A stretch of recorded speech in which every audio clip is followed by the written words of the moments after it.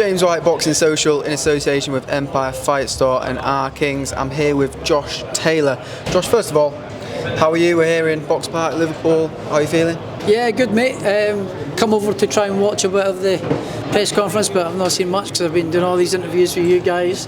Testing about. Yeah, so yeah, I've just it was just, I guess it was quite eventful, but yeah, I never saw much of it. And yourself, you training, fighting Essuman in Glasgow? Yeah, absolutely. How are things going? Yeah, good, mate. Good. I'm way ahead of schedule actually at the minute in terms of fitness and stuff. So I don't have to do the, as we call it, the shit work, the groundwork, to get me fit. I'm already fit. I'm already good. I'm already firing pretty much all cylinders, in sparring and that. So yeah, I'm a good 10 round fit already. So yeah, it's just a case of working on tactics and honing in on the skills and the tactics that the game plan we're going to be working on. So yeah, it's good. And you're in a good place. You're at the Rotunda here, the good place in Liverpool. Jack Turner's in there fighting on this card today. The gym's really doing well at the minute. Yeah, the other lads are flying, and it's a good atmosphere in the gym. As I've said, we do a lot of the training together. We do they call it the shit work, which is just graft. It's like do 4-minute rounds, do a minute on the pad, minute on the air bike, minute on punching the bar, then a minute on the pads. It's a really tough session. We do all that together, and then we do our track work together and stuff as well. So yeah, it's a good vibe in the gym. It's a good vibe. I want to ask you about this Jack Turner fight with Ryan Farag. Some are saying it's too soon for Jack. Some are saying Jack's going to blow him out of there. What are your thoughts? It's a real test. I don't really know. It is a test, but I haven't really seen much of Farag myself, to be honest. So I couldn't really give an opinion on it. And if I did, it wouldn't be an accurate one because I haven't really seen much of Farag. But yeah, it's a good test, and it's a good test for Jack, because if he can't come through it, then can he go on to become a British champion, a European champion? This will show him that if he's got what it takes.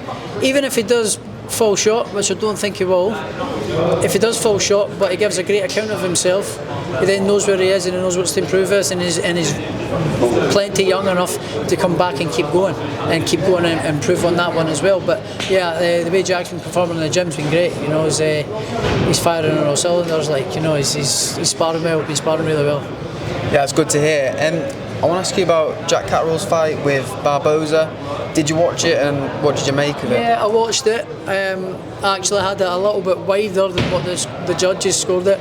I had it maybe 8-4 to Barboza. I thought the judges' scorecard gave it a little bit too close, but I thought Barboza won it.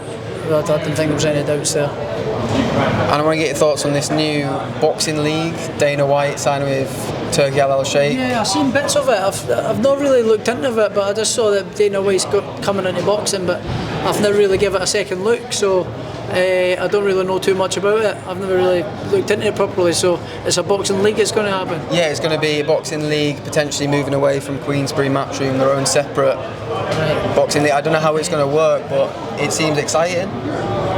Yeah, it'd be good if you're a young fighter coming through and getting put into so it'd be like a league sort of thing rather than just like the UFC.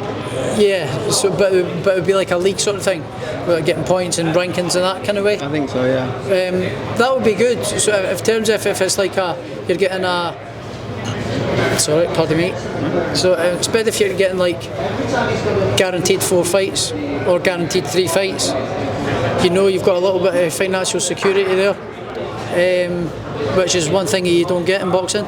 So if you're getting signed up for 3 fights, win, lose or draw, you've got a little bit of security there in terms of money coming in at the back of you. If that's the way it's going to work, then I think that's a fantastic concept. It will keep a lot more fighters in the sport, because there's a lot of fighters in the sport that have been great talents coming through, but they've never had the breaks.